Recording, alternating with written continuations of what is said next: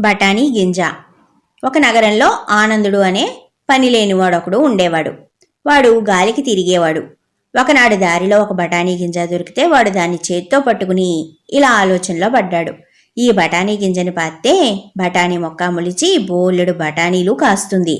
వాటినన్నింటినీ మళ్ళీ మొలిపించామే అనుకో, బోలెడన్ని బఠానీ మొక్కలు మొలిచి అంతులేని బఠానీ గింజలు కాస్తాయి.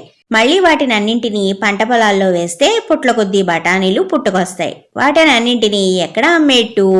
దేశాంతరాలకి రవాణా చేయవలసిందే కదా, తప్పదు మరి. కానీ రవాణాకి కనీసం 12 ఓడలైనా కావాలే. ఎలాగా? రాజుగారిని అడగడం తప్ప మరొక మార్గం లేనేలేదు. ఇంతదాకా ఆలోచన చేశాక ఆనందుడు తిన్నగా రాజు దగ్గరికే బయలుదేరాడు. దారిలో అతడికి ఒక రాకాసి అడ్డు తగిలింది. ఏయ్, ఎక్కడికి పోతూ ఉన్నావు అని అడిగింది ఆ రాకాసి. దానికి ఆనందుడు, సముద్రం మీద సరుకు రవాణా చెయ్యాలి, రాజుగారిని 10-12 ఓడలు అరువు అడగబోతూ ఉన్నాను అన్నాడు. ఈ పక్కన ఉన్న కోట చూసావా? ప్రస్తుతం అది నాదే. 3 రోజులు దాటాక నేను రాజుగారి ఇంటికి వచ్చి నిన్ను 3 పొడుపు గదులు అడుగుతాను. వాటిని నువ్వు విప్పినట్టు అయితే ఈ కోట, అందులో ఉన్న నిధులు అన్నీ నీవే అవుతాయి. ఎందుకంటే అదే నాకు శాప విమోచనం గనక. అలా చెప్పని పక్షంలో నేను నిన్ను అక్కడికక్కడే తినేస్తాను అన్నాడు. అక్కడి నుంచి తప్పించుకుపోవడానికి గాను ఆనందుడికి మరో మార్గం కనిపించలేదు. ప్రస్తుతానికి తన ప్రాణాన్ని ఎలాగైనా దక్కించుకోవాలి అనుకునే ఆనందుడు సరే అని అక్కడి నుంచి రాజభవనానికి బయలుదేరాడు. రాజభవనం చేరుకున్న తర్వాత రాజుగారి దగ్గరికి వెళ్ళి నాకు 10-12 ఓడలు అరువివ్వమని అడిగాడు. అబ్బో, వీడు చూడపోతే పెద్ద వర్తకుళ్లాగే ఉన్నాడు అనుకున్నాడు రాజు. అనుకుని, పైకి నువ్వు మారువేషంలో ఉన్న కోటీశ్వరుడివే అయితే నా కుమార్తెని నీకిచ్చి పెళ్లి చేస్తాను, నీకు సమ్మతమేనా అని రాజు అడిగాడు. ఆహా, సమ్మతమే. ఇవాళ నా దుస్తులు బాగోలేకపోతే రేపైనా బాగుండి తీరుతాయి అన్నాడు ఆనందుడు. ఆనందుడి మాటల్ని వినేసరికి రాజుకి కాస్త అనుమానం కలిగింది. ఇతడు కోటీశ్వరుడు అవునో కాదో, తన కూతుర్ని ఇతడికి ఇస్తే ఆమె సుఖపడుతుందో లేదో పరీక్షించాలని నిశ్చయించుకున్నాడు. ఆయన ఆ రాత్రికి ఆనందుణ్ణి తన అతిథిగానే ఉండిపోమ్మని అభ్యర్థించాడు. పడుకోవడానికి ఉండలు కట్టిన పరుపు, దానిమీద చిరుగుల దుప్పటి వేయించి కప్పుకునేందుకు ఒక చిరుగుల బొంత ఏర్పాటు చేయించి అతగాడు రాత్రి ప్రశాంతంగా నిద్రపోయింది లేదని చూడమని ఒక నౌకర్ని పురమాయించాడు. ఆ నౌకరు ఆ రాత్రల్లా అతన్ని పసిగట్టి మరుసటి రోజు రాజుని కలుసుకుని, మహారాజా, ఆ బాబు రాత్రల్లా నిద్రపోయిందే లేదు, కంటి మీద కునుకుపడితే ఒట్టు, ఎప్పుడు చూసినా పక్క మీద లేచి కూర్చుని పక్కంతా తడువుకుంటూనే ఉన్నాడు అన్నాడు. రాజుకి అప్పటికి సగం అనుమానం తీరిపోయింది. 2వ రోజు రాత్రి ఆయన ఆనందుడికి మంచి మెత్తని పరుపు, దానిమీద మొఖమల్ దుప్పటి, కప్పుకునేందుకు గాని మెత్తని కాశ్మీర్ శాలువా ఏర్పాటు చేయించి అతను ఎలా నిద్రపోయేది మళ్లీ గమనించమని నౌకర్ని పురమాయించాడు.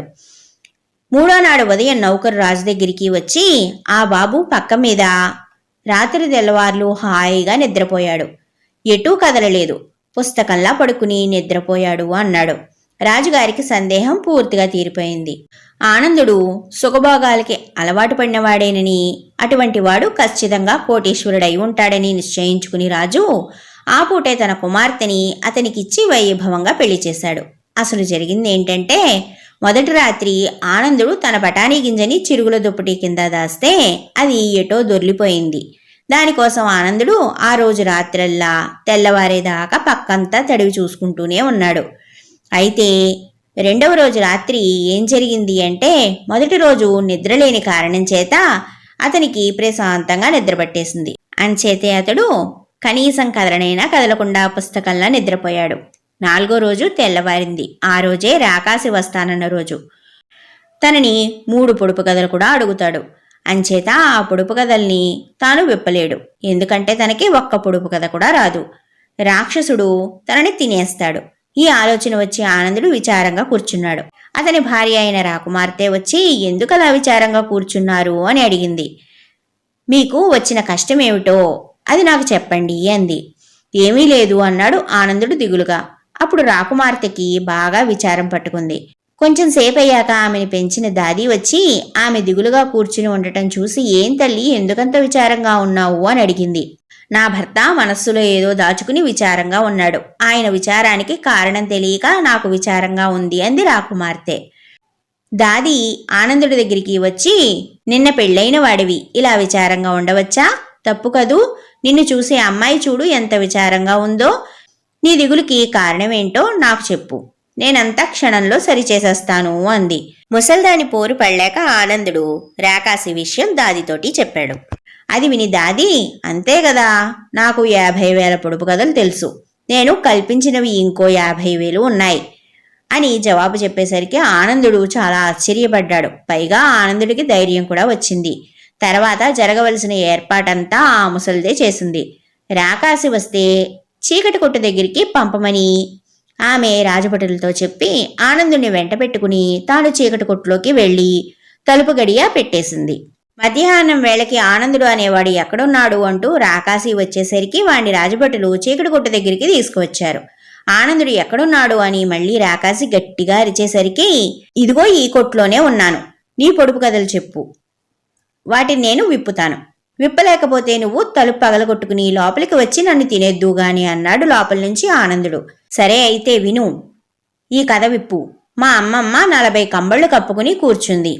అదేమిటి అని రాకాసి అడిగేసరికి దాది చెవిలో రహస్యంగా చెప్పిన మీదట ఆనందుడు, మహా గొప్పగా అడిగావులే, అది కాస్త అరటి పువ్వు అన్నాడు లోపల నుంచి.